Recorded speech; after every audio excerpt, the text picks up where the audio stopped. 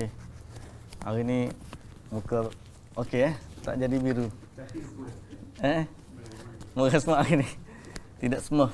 Semalam smooth. Jadi smooth. Kalau hijau jadi Shrek. Baik. Assalamualaikum warahmatullahi wabarakatuh.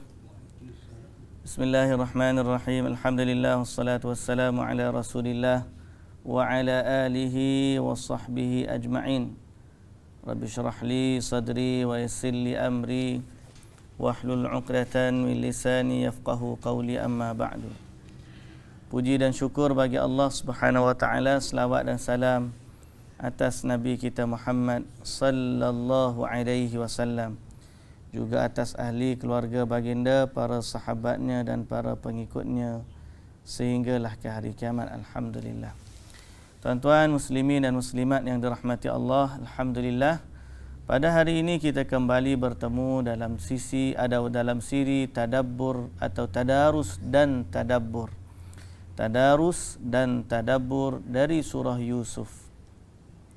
InsyaAllah pada hari ini kita akan baca dari surah Yusuf. Ni saya silap buka pula ni. Surah Al-Qalam lah pula buka. Okey. Surah Yusuf.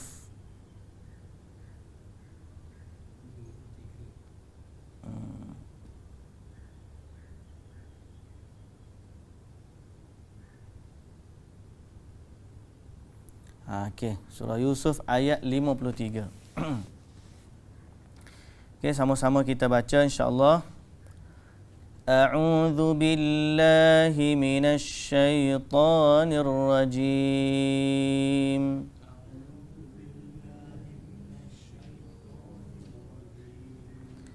Bismillahirrahmanirrahim.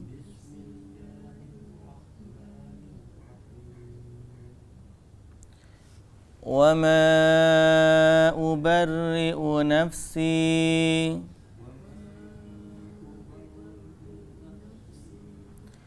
إِنَّ النَّفْسَ لَأَمَّارَةٌ بِالسُّوءِ إِلَّا مَا رَحِمَ رَبِّي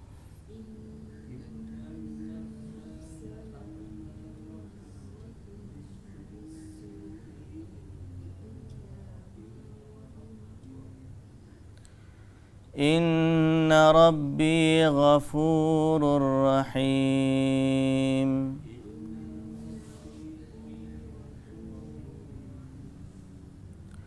Wa qala al-maliku a'tuni bih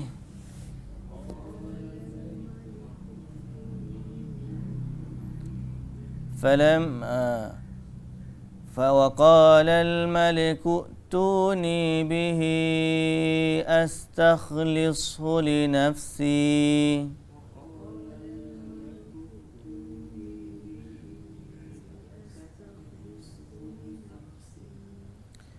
فلما كلمه قال إنك اليوم لدينا مكين أمين.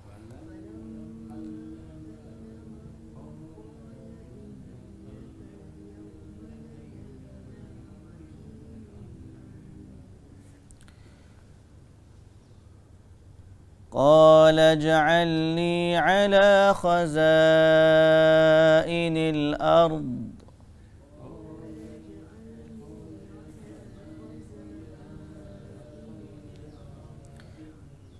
إني حفيظ عليم.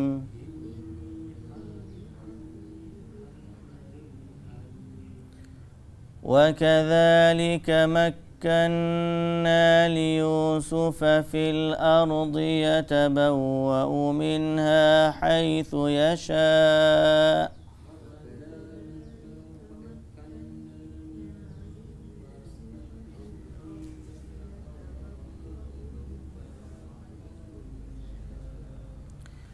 نصيب برحمتنا من نشاء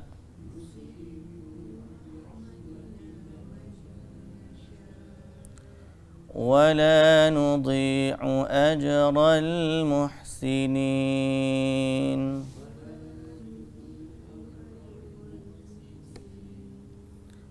ولأجر الآخرة خير للذين آمنوا وكانوا يتقون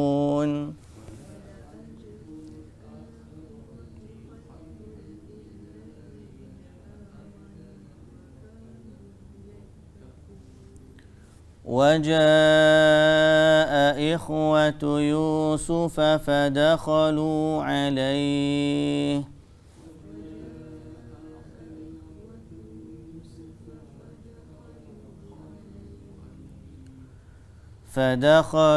عليه فعرفهم وهم له منكرون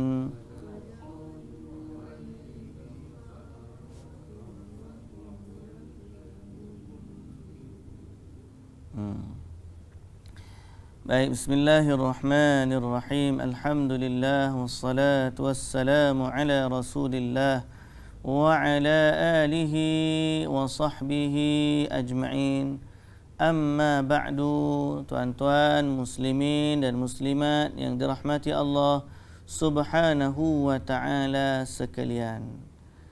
Hari ini kita baca dari surah Yusuf ayat 53 sehingga ayat 58. Baik, ayat yang kita baca 53, wa ma ubarri'u nafsi. Apa maksud dia? Okey, maksudnya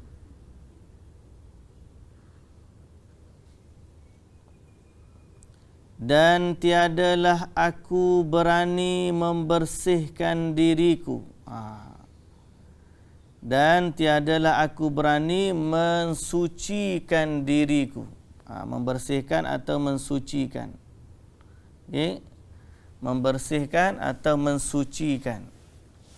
Kata, siapa yang kata ni? Yusuf berkata ke isteri Al-Aziz berkata? Kalau pandangan yang lebih kuat, isteri Al-Aziz. Dia kata apa? Wa ma ubarri'u nafsi. Tiadalah aku membersihkan diriku.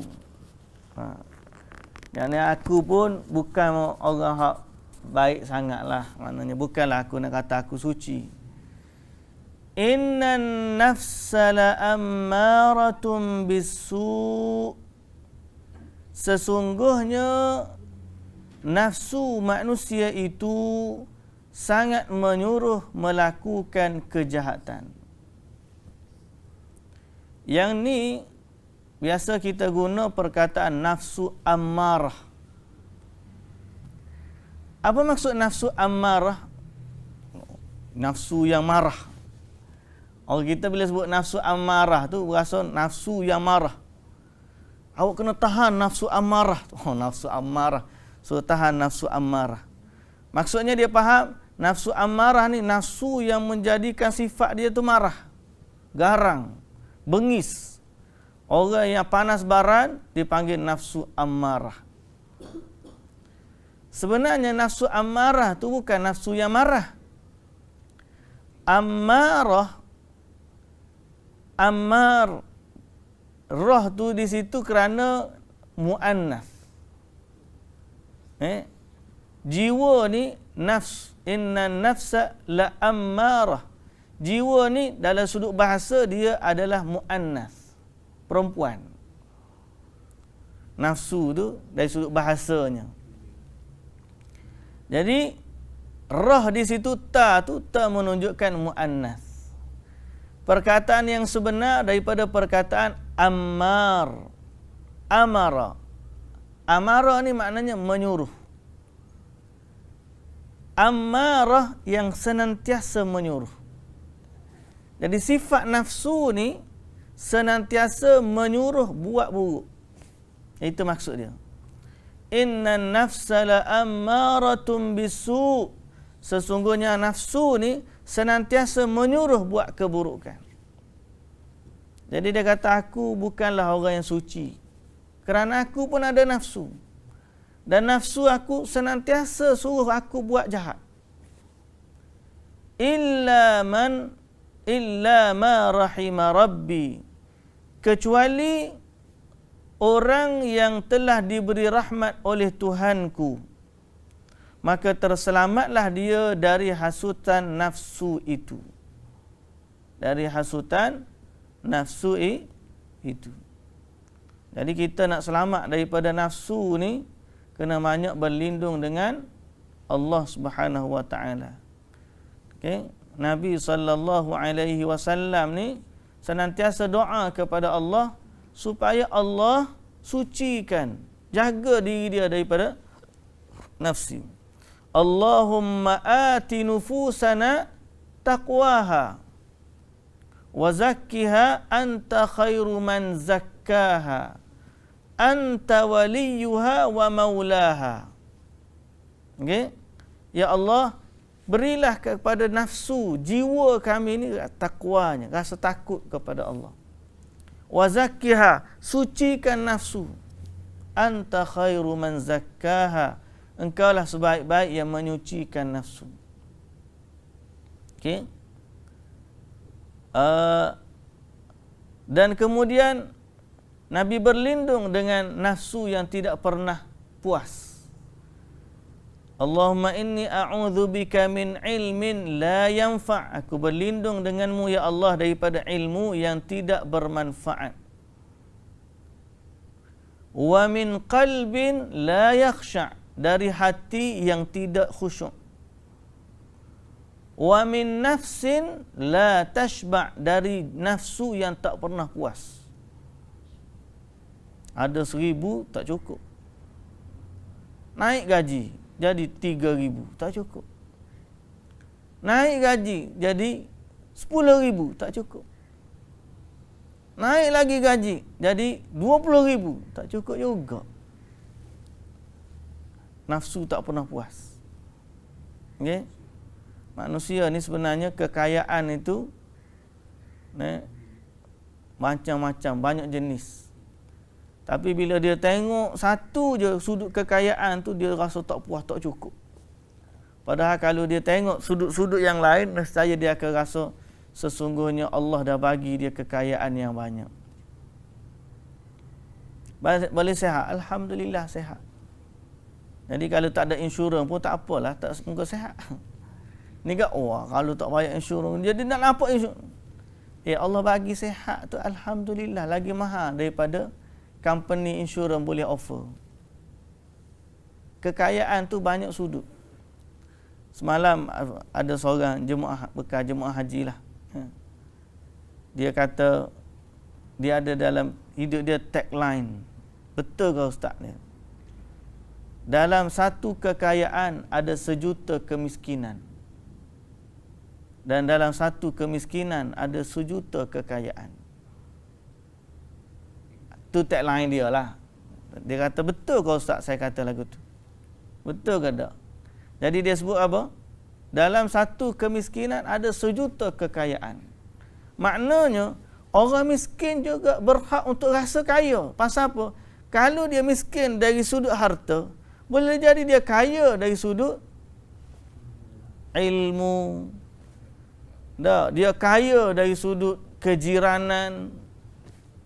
Dia mungkin duduk rumah biasa, tapi alhamdulillah jiran dia ramai.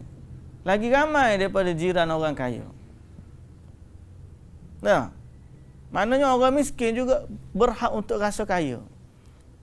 Sebab apa? Sebab kekayaan ni bukan dari sudut harta je.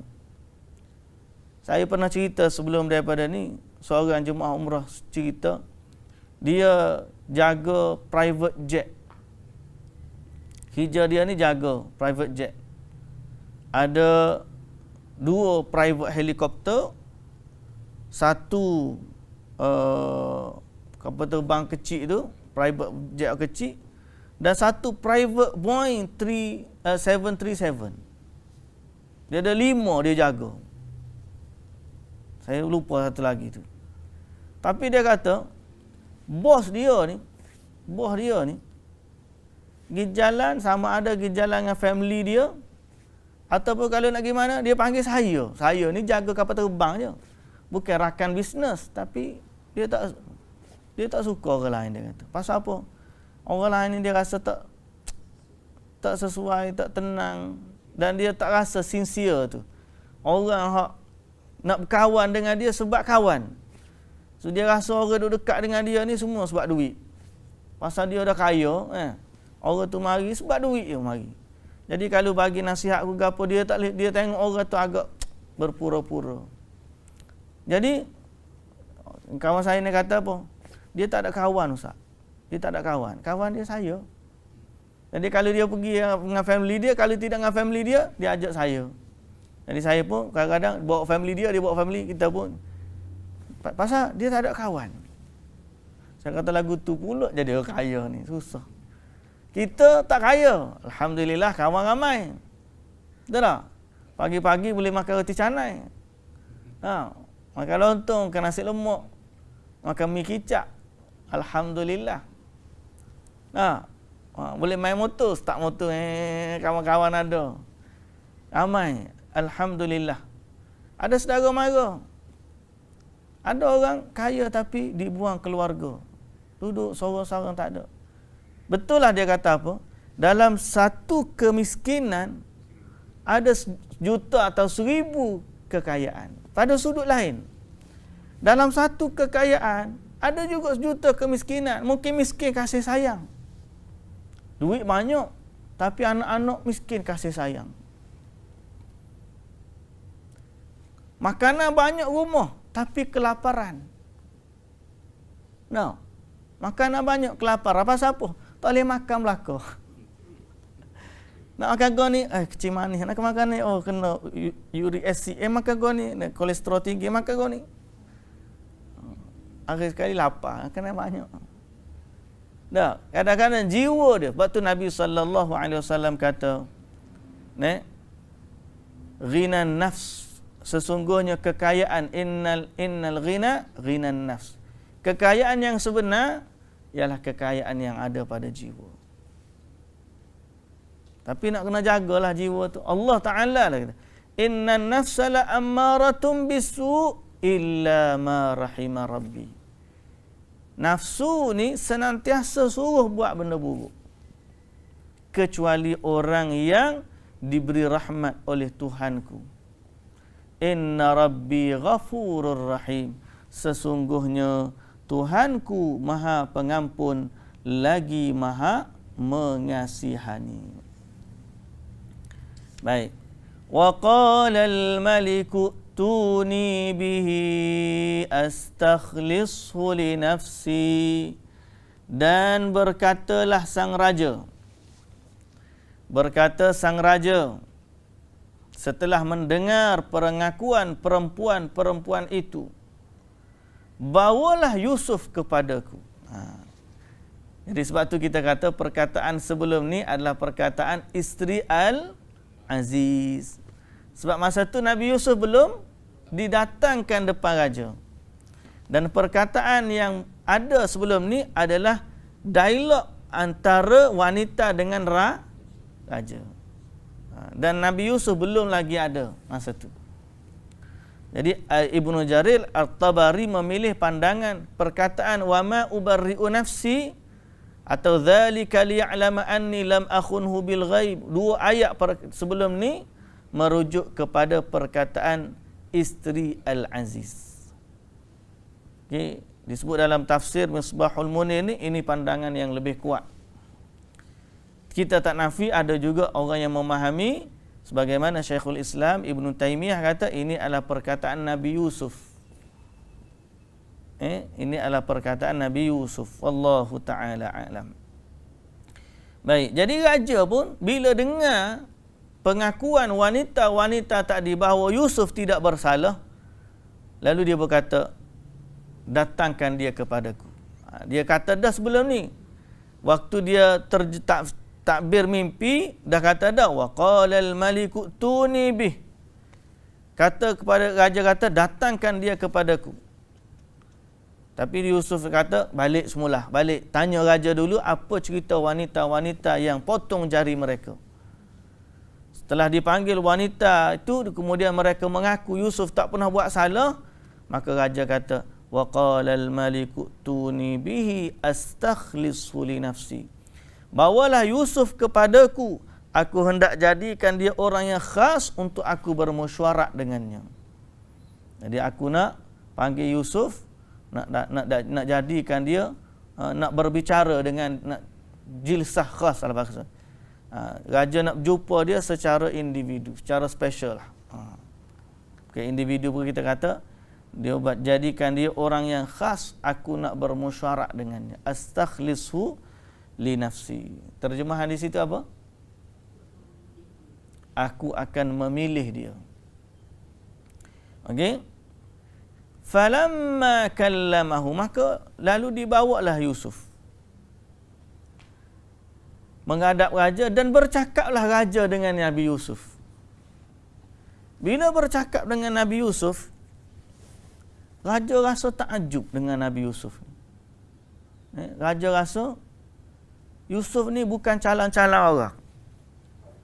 Dengan kepintaran yang dia boleh takbir mimpi, kemudian bercakap dengan dia. Kata Nabi Yusuf kata raja, qala innaka al-yawma ladaina makinun amin. Berkatalah raja, sesungguhnya engkau pada hari ini wahai Yusuf seorang yang berpangkat tinggi. Makinun ni, makinun maksudnya makanah. Makanah ni kedudukan, tempat. Bahasa kita makan tu makanlah. Bahasa Arab makan tu tempat. Okay? Sebab tu ada orang sebut, Allah wujud bila makan. Allah wujud bila makan. Dia sebutlah. Ini kefahaman Jahmiyah yang menafikan segala bagi Allah Subhanahu Wa Taala. Jadi makan di situ tempat. Dia kata Allah wujud tidak bertempat. Sedang Allah Azza wa Jalla bagi tahu dalam Quran, dia beristiwa di arash. Itu, maka kita lebih baik kita ambil jalan mudah, tanpa pening kepala nak fikir macam mana istiwa tu. Kita kata aku beriman bahawa Allah beristiwa di arash. Selebihnya itu aku tak tahu, aku serahkan kembali kepada Allah Subhanahu wa Ta'ala. Jadi makan maksudnya tempat. Makanah kedudukan. Makanah kedudukan. Okey. Kadang-kadang buat kita dia kata saya wujud bila makan. Bukan Allah wujud bila makan. Saya ni, saya wujud bila makan. Bila makan saya ada lah. Kalau tak ada makan saya tak ada. Ni gorang lah orang gorang. Saya wujud bila makan. Kalau tak makan tak wujud. Kalau ada makan wujudlah. Baik. Jadi makanah tu makinun. Makinun adalah kedudukan. Qala innaka al-yawma ladaina makinun amin. Sesungguhnya engkau pada hari ini wahai Yusuf seorang yang berpangkat tinggi, yakni ada kedudukan di sisi raja. Yusuf, sebab kamu dah takbir mimpi aku dan kamu sebenarnya tidak bersalah, maka aku bebaskan kamu dan aku akan lantik kamu jadi orang yang berkedudukan di sisiku. Okey. Dan sesungguhnya engkau ni lagi dipercayai, aminun. Aku percaya kepada kamu. Bila raja kata aku percaya kepada kamu, Nabi Yusuf kata, qala ja'alni ala khazainil ard. Wahai raja, jadikanlah aku, kata Yusuf, jadikanlah aku pengurus perbendaharaan hasil bumi, menteri perbendaharaan. Aku yang urus. Aku minta dengan raja, aku nak urus perbendaharaan harta Mesir. Maksud perbendaharaan tu apa? Menteri Keuangan, Menteri Komoditi, semua duduk di belakang. Komoditi bahasa kita kan, kita ada dua, kewangan rupa aja ke duit je. Komoditi duit bahagian Menteri Komoditi kan. Tak, dia ni Menteri Bendahara ni jaga semua. Aset negara ni duduk dengan dia. Yang dia akan jaga bukan harta emas saja. Terutamanya ialah dalam masa fasa 7 tahun subur ni, dia akan kontrol. Berdasarkan takwilan dia akan kontrol. Dia akan catu makanan. Dan setelah 7 tahun subur, datang 7 tahun kemarau, dia yang akan bagi makanan. Pasal dia yang jaga perbendaharaan. Okey. Siapa-siapa nak minta makanan nanti tempoh 7 tahun, dia ada masa tu bantuan rakyat satu Mesir. BRIM. BRIM, bantuan rakyat satu Mesir. Dia bagi makanan, cupok makanan. 7 tahun kemarau, kena datang minta dengan kerajaan masa tu. Raja akan bagi. Jadi masa hak datang tu lah, dia akan jumpa dengan adik-beradik dia tu. Jadi Nabi Yusuf dia minta dia nak jaga perbendaharaan. Lalu dia kata, Inni hafizun alim, sesungguhnya aku sedia menjaganya dengan sebaik-baiknya. Aku ni pandai jaga. Alimun, dan tahu cara urus takbir. Jadi orang yang nak jaga urus harta ni bukan sekadar amanah. Okay? Dia kena pandai menjaga. Jujur saja pun tak boleh juga. Inna khaira man istajartal qawiyul amin. Ada 2 ayat sifat nak jadi pemimpin. Pertama, bagi nak jadi pemimpin sebagaimana Nabi Musa dengan Nabi Shu'aib. Bila anak dia minta Nabi Musa kerja dengan ayah dia, ataupun ayah dia Nabi Shu'aib suruh ambil Nabi Musa bekerja, dia kata, Inna khaira man istajartal qawiyul amin. Sebaik-baik orang yang kamu lantik ataupun kamu ambil sebagai pekerja adalah orang yang qawi, kuat, mampu menguruskan, dan juga amin, jujur. Tapi dalam menguruskan harta, Nabi Yusuf alaihissalam kata, Inni hafizun. Aku ni pandai simpan harta, pandai jaga. Maknanya tidak boros. Alimun, tahu macam mana nak uruskannya. Nak kena buat bajet. Jadi kalau kita ni menteri bendahara di rumah, kena ada 2 sifat ni. Hafizun, okey, abang, ni dia punya bajet minggu ni, bulan ni. Ni kita boleh guna, ni kita tak boleh guna. Kita ada menteri bendahara ke di rumah? Memanda menteri bendahara. Ada tak? Ada. Abang Fadil kata ada. Ni boleh, ni tak boleh. Pasal apa? Pasal dia tahu ni cukup bulan gini-gini dia siap calculation. Kena setengah-setengah orang tu siap sampul ni. Ni duit ni masuk, ni sampul ni 100 untuk guna ni. Ni untuk yuran sekolah. Dia siap sampul. Pertama, dia kena tahu ada sifat hafizun. Yang kedua, alimun, tahu. Dengan duit yang banyak ni, macam mana kita nak guna dia? Dengan duit banyak ni, macam mana kita? Jadi, menteri perbendaharaan ni, dia kena tahu macam mana cara. Nak jaga dan nak urus. Nak jaga, kena ada sifat hafizun. Nak urus, kena ada alimun. Okey? Jadi Nabi Yusuf alaihissalam dia kata, aku ada 2 sifat ni. Dan ayat ni juga menunjukkan Nabi Yusuf minta jawatan. Sudah. Soalan dia, boleh ke tak seorang itu minta jawatan? Sedangkan Nabi tak bagi. Nabi tak bagi minta jawatan. Tapi dalam ayat ni Nabi Yusuf minta jawatan.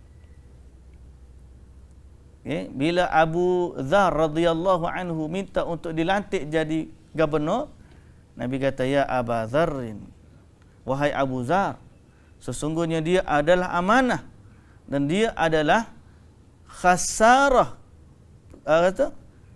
dia adalah kerugian dan juga penyesalan di hari akhirat. Jangan, tak payah ambil.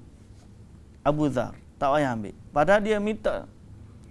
Tapi ada sahabat-sahabat lain yang Nabi lantik jadi governor.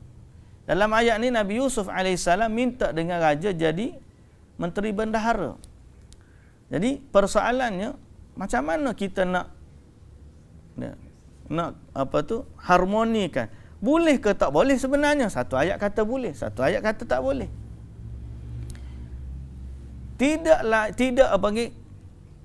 Tidak digalakkan minta jawatan bagi orang yang tahu dia tak mampu. Dia tak mampu, dia tahu dia tak mampu. Orang ni ada gila jawatan. Dia tak mampu tapi nak juga. Kalau dia nak juga, maka saat tu minta punya minta, Allah Ta'ala kata, Allah akan biarkan dia uruskan sendiri, Allah tak bantu dia. Dan dia nak sangat. Tapi dalam kes Nabi Yusuf AS, disebut dalam tafsir, madaha nafsahu, Nabi Yusuf ni puji diri dia. Wa yajuzu lirrajuli dzalika idza jahila amrahu idza juhila amruhu lil hajah. Dibolehkan seorang lelaki memuji dirinya apabila orang tak tahu, bila diperlukan. Dalam keadaan diperlukan. Sekarang ni contoh kita kata, orang nak lantik jadi mufti. Semua pakat tolak jawatan. Tapi ada seorang alim tu, kalau dia tolak, tak ada orang dah boleh ambil jawatan tu. Okey, masa tu dia kena ambil lah. Malah kalau dia tahu ada orang tu memang tak layak ambil, dia sahaja masa tu yang ada kelayakan. Dia kena kata, saya ada kelayakan dalam bab ni. Cuma nak lantik tu terpulanglah. Dia boleh perkenalkan diri dia. Sebagai contoh lain, ada orang sakit. Dalam flight tu tiba-tiba ada seorang doktor. Okay? Dia boleh pergi kepada attendant, dia kata, saya doktor. Saya doktor. Dia bukan nak puji diri dia. Oh, riak dia tu kata dia doktor. Bukan riak masalahnya. Masalah dia adalah dia diperlukan pada masa tu. Okay? Jadi boleh apabila ada keperluan untuk seseorang itu puji diri dia, memperkenalkan dirinya kepada orang lain. Dan boleh untuk dia ambil jawatan tersebut sekiranya keadaan memerlukan begitu. Kalau tak ada orang lain, tak ada orang lain. Kalau dia tak ambil, memang habis. Jadi di saat itu dibolehkan.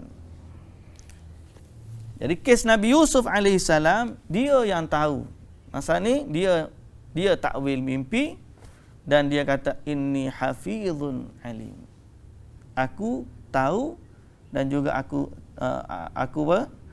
boleh jaga dan aku tahu menguruskannya. Maka dia pun dilantik menjadi menteri bendahara. Allah Ta'ala kata, wa kadzalika makkanna li Yusufa fil ardi yatabawwa'u minha haitsu yasha. Dan demikianlah caranya kami tetapkan kedudukan Yusuf memegang kuasa di bumi Mesir. Jadi kami lantik dia memegang kuasa di bumi Mesir. Setara mana kekuasaan dia? Kekuasaan dia, yatabawwa'u minha haitsu yasha. Dia bebas tinggal di negeri itu di mana saja yang dia suka. Jadi dia jadi orang bebas, lepas daripada penjara, bebas, yatasarrafu, bahkan dari sebut dalam tafsir, yatasarrafu.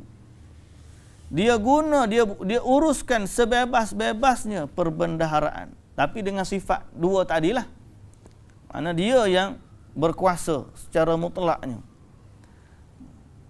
Okey? fayatasarrafu lahum 'ala al-wajhil ahwat wal aslah wal arsyad.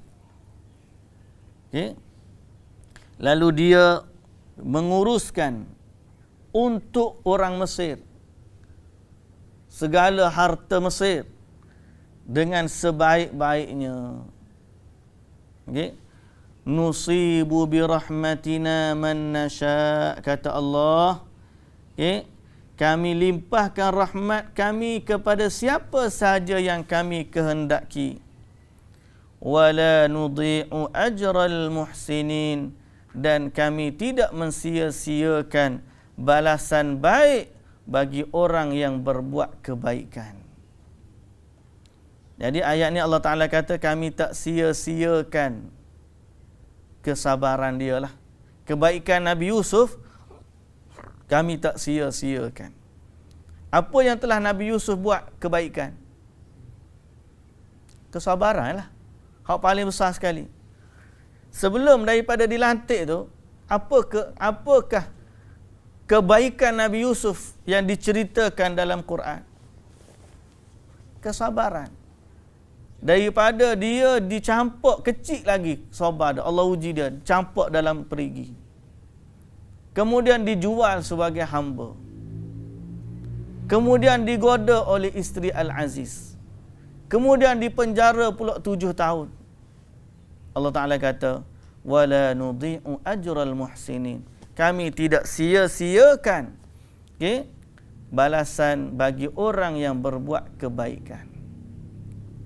Jadi akhirnya Allah Ta'ala lantik Nabi Yusuf sebagai ganjaran kesabarannya. Jadi sebab tu sabar ni emas. Dia tidak akan hilang begitu saja. Pasti ada kebaikan. Jadi sabarlah. Okay? Dalam satu kemiskinan ada 1 juta kekayaan. Narik juga tagline tu. Cuma bukan hadis, bukan ayat Quran lah. Nak suruh kita ni tengok dari sudut angle yang berbeza. Okay? Jadi orang baik ni Allah balas. Mungkin kita tengok dia tak sebahagia kita, tapi dia baik. Pasti ada balasan di sisi Allah Subhanahu wa ta'ala. Kalau tidak di dunia, yang pasti di akhirat. Pasti di akhirat. Baik. Wala ajrul akhirati khairul lilladzina amanu wa kanu yattaqun. Itu di dunia. Allah Ta'ala dah lantik Nabi Yusuf jadi pemimpin. Tapi Allah Ta'ala kata, dan sesungguhnya pahala akhirat lebih baik bagi orang-orang yang beriman dan yang bertakwa. Maknanya, kalau tu Allah boleh bagi di dunia, di akhirat lebih lagi Allah bagi. Okey? Di akhirat lebih lagi Allah bagi. Kemudian, wajaa ikhwatu Yusuf, dan setelah tiba musim kemarau. Nabi Yusuf duk jaga, dia bagi brim ni, bantuan rakyat satu Mesir ni. Salah ke guna istilah brim? Jangan marah. Nanti ada jemaah kita marah pula, kecil hati ustaz guna istilah brim. Kebetulan sama, M tu Malaysia, M tu Mesir. Jadi kita bukan kata brim, bantuan rakyat Malaysia ni. Bantuan rakyat satu Mesir. Saja ya guna, nak suruh faham. Dia bagi gandum lah, dia bagi gandum. Dia bukan bagi duit, dia bagi gandum. Pasal makanan tak ada. Jadi rakyat kena mari minta dengan kerajaan makanan. Jadi dia bagi, dia catu makanan. Jadi bila tiba musim kemarau, antara yang datang adalah adik-beradik Nabi Yusuf. Wajaa ikhwatu Yusuf, datanglah saudara-saudara Nabi Yusuf ke Mesir. Fadakhalu alaih, dia pun masuklah jumpa dengan Nabi Yusuf. Masuk nak minta apa? Minta bantuan. Fa'arafahum, Nabi Yusuf kenal mereka. Wahum lahu munkirun, sedang mereka tidak mengenalinya. Mungkir. Mungkir tu maksudnya apa? Ingkar. Ingkar ni maksud tak kenal lah. Munkirun maknanya Nabi Yusuf kenal. Ada abang aku mari. Abang aku mari. Nah, adik-beradik dia tak tahu tu Nabi Yusuf. Pasal dia sudah tak ingat dah Nabi Yusuf. Lagu mana rupanya lah. Dan Allah Subhanahu Wa Taala pun boleh jadi memang melupakan, menjadikan mereka lupa akan Nabi Yusuf alaihissalam. Jadi dia tak sangka lah macam mana. Ini pemimpin, adik dia dulu dah jadi hamba. Kan? Adik dia dah dijual sebagai hamba. Jadi dia tak expect ni adalah Nabi Yusuf. Dia masuk, Nabi Yusuf tu. Nabi Yusuf. Syok lah. Dia kenal ni abang dia, ni abang aku dulu. Abang pula masuk tunduk, wahai pemimpin, wahai menteri. Tak, YB, duk panggil YB. Abang dah panggil YB. Dia tahu dah abang aku tak kenal aku ni. Baik. Apa lagi? Esok sambung besok. Habis dah ayat hari ni. InsyaAllah kita sambung besok hari cerita Nabi Yusuf dengan abang-abang dia, insyaAllah. Wallahu ta'ala alam. Subhanakallahumma wa bihamdika asyhadu an la ilaha illa anta astaghfiruka wa atubu ilaik. Assalamualaikum warahmatullahi wabarakatuh.